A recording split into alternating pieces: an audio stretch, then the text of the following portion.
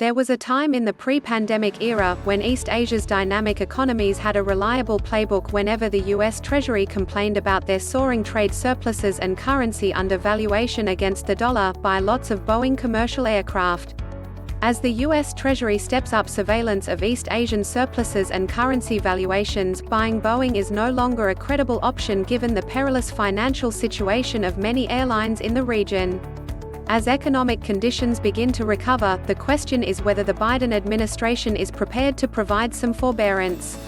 The early signs are somewhat promising.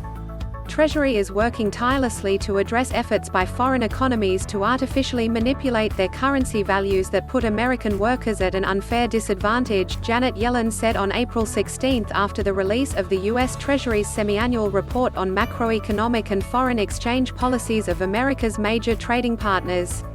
In particular, the report identified Switzerland, Vietnam, and Taiwan as meeting criteria set under U.S. legislation to determine whether or not a country was intervening in currency markets to artificially undervalue its currency to gain an unfair trade advantage.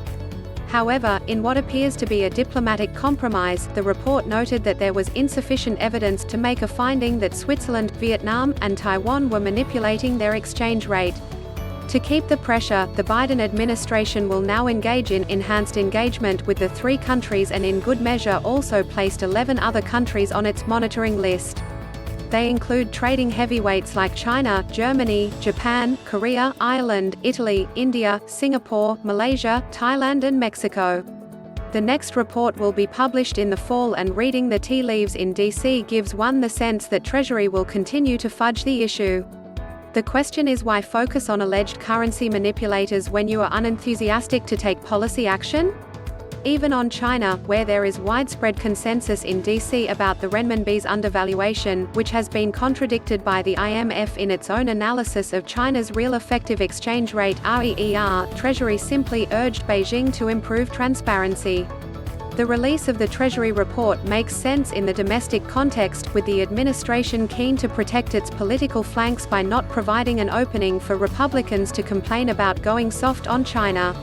What reasonable policy options does the U.S. Treasury have in ensuring that the Swiss franc, Vietnam dong, New Taiwan dollar and currencies of major trading partner are not misaligned or undervalued?